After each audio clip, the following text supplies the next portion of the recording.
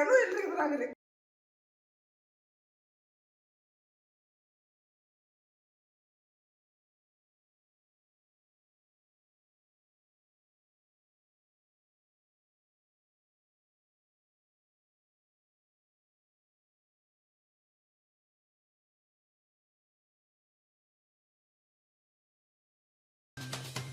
ಬಲಾಢ್ಯರಿಗೆ ಕಲ್ಲು ಗಣಿಗಾರಿಕೆಗೆ ಅವಕಾಶ, ಬಡವರ ಭೂಮಿ ಮೇಲೆ ಕಣ್ಣು, ಕ್ವಾರಿ ನಡೆಸಲು ಕಾಟೇರಮ್ಮ ದೇಗುಲವನ್ನು ಬಿಡದ ಬಲಾಢ್ಯರು. ನಮ್ಮ ಭೂಮಿ ನಮ್ಮ ದೇಗುಲ ನಮಗೆ ಉಳಿಬೇಕು ಎಂದು ಗ್ರಾಮಸ್ಥರ ಪಟ್ಟು. ದೇವನಹಳ್ಳಿ ತಾಲೂಕು ಕಚೇರಿ ಮುಂದೆ ಪ್ರತಿಭಟನೆ.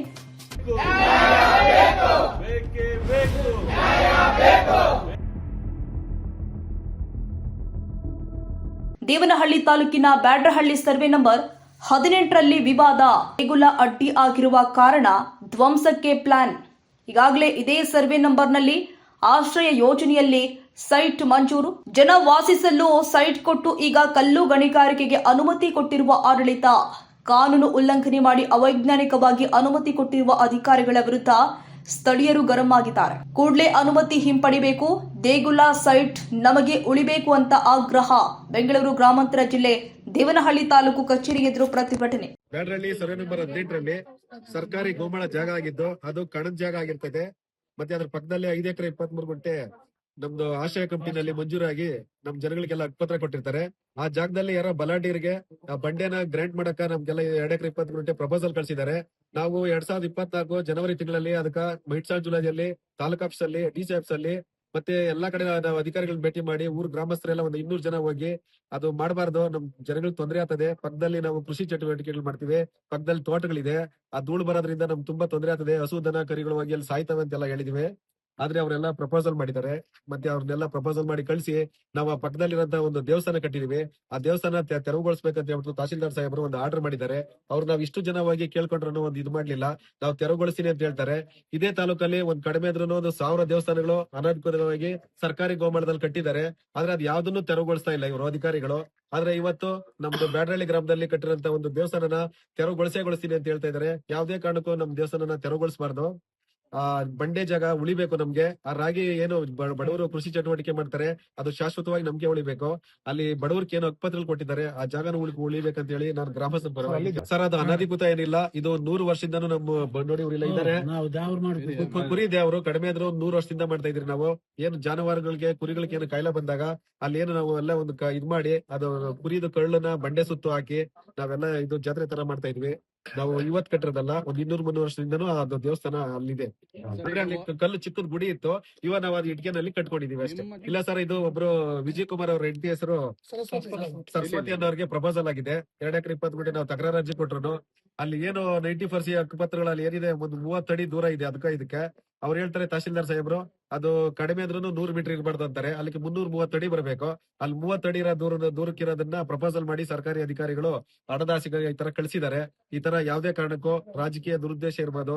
ಅವ್ರ ಅಧಿಕಾರಿಗಳು ಏನಿದ್ರು ಅವ್ರ ಕೈ ಕೆಳಗಡೆ ಕೆಲಸ ಮಾಡೋರ್ತಾರಲ್ಲ, ನಾವು ಟ್ಯಾಕ್ಸ್ ಕಟ್ಟೋ ದುಡ್ಡಲ್ಲಿ ಅವರು ಕೆಲಸ ಮಾಡೋದು. ನಮ್ಗ ಜನಗಳಕ ಗ್ರಾಮಸ್ಥರ್ಕ ಇದರಿಂದ ನ್ಯಾಯ ದೊರಸ್ಕೊಡ್ಬೇಕಂತ ಹೇಳಿ ನಾನು ಗ್ರಾಮಸ್ಥರು ಯಾರಂದ್ರೆ ಪ್ರಸನ್ನ ಕುಮಾರ್ ಇದಾರಲ್ಲ, ಅವ್ರ ತಮ್ಮ ಅವ್ರ ಅಣ್ಣ ಇದಾರಲ್ಲ ವಿಜಯ್ ಕುಮಾರ್, ಅವ್ರ ಹೆಂಡತಿಗೆ ಮಾಡಿದ್ದಾರೆ.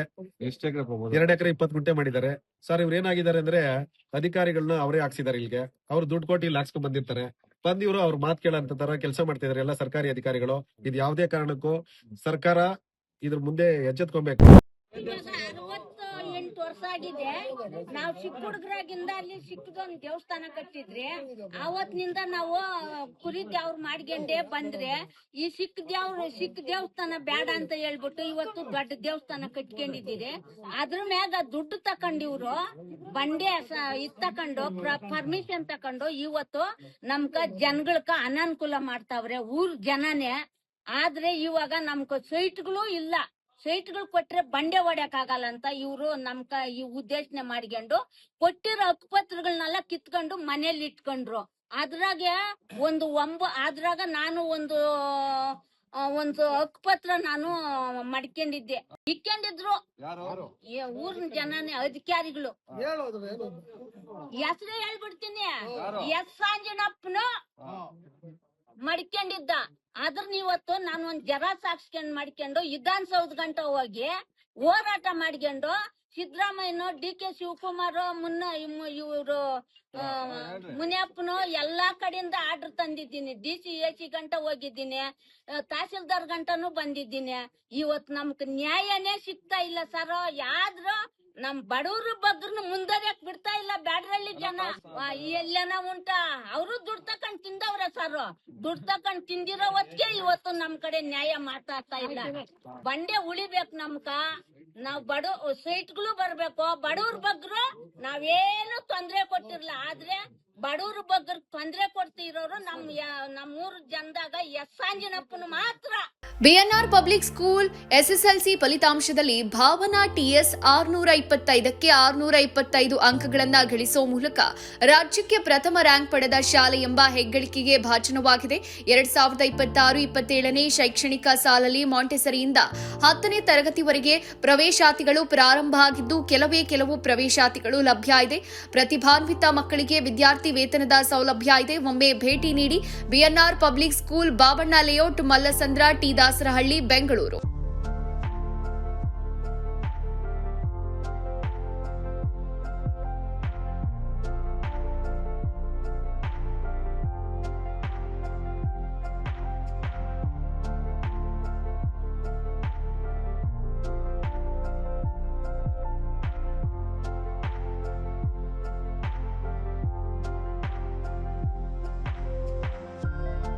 ಶಾಲೆಯ ಪ್ರಮುಖ ಸೌಲಭ್ಯಗಳು ಇಂತಿವೆ: ವಿಶಾಲವಾದ ಆಟದ ಮೈದಾನ, ಡಿಜಿಟಲ್ ತರಗತಿಗಳು, AI ಮತ್ತು ರೋಬೋಟಿಕ್ಸ್, ಯೋಗ, ಪಾಶ್ಚಿಮಾತ್ಯ ನೃತ್ಯ ಮತ್ತು ಭರತನಾಟ್ಯ ತರಗತಿಗಳು, ಚೆಸ್ ಅಕಾಡೆಮಿ, ಕ್ರಿಕೆಟ್ ಅಕಾಡೆಮಿಯಂತೆ 2024-25ನೇ ಸಾಲಿನ SSLC ಪರೀಕ್ಷೆಯ ಫಲಿತಾಂಶದಲ್ಲಿ ರಾಜ್ಯಮಟ್ಟದ 5 ರ್ಯಾಂಕ್ ಪಡೆದಿರುವುದು. ಅದರಲ್ಲಿ ಭಾಸ್ಕರ್ಯನ್ 625ಕ್ಕೆ 622 ಪಡೆದು ರಾಜ್ಯಕ್ಕೆ 4ನೇ ರ್ಯಾಂಕ್ ಗಳಿಸಿರುವುದು ಶ್ಲಾಘನೀಯ. ಮತ್ತು ಗುಜರಾತ್ನಲ್ಲಿ ನಡೆಯುವ ರಾಷ್ಟ್ರಮಟ್ಟದ ಟೈಕ್ವಾಂಡೋ ಸ್ಪರ್ಧೆಗೆ ನಮ್ಮ ಶಾಲೆಯ ಮಕ್ಕಳಾದ ಸುತನ್, ಶಿವಾನಿ, ಕುಶಿಕಾ ಆಯ್ಕೆಯಾಗಿರುವುದು ಹೆಮ್ಮೆಯ ವಿಷಯ. ಬಿಎನ್ಆರ್ ಶಾಲೆ ಗುಣಾತ್ಮಕ ಶಿಕ್ಷಣವನ್ನ ನೀಡುವಲ್ಲಿ ಯಶಸ್ವಿಯಾಗಿದೆ.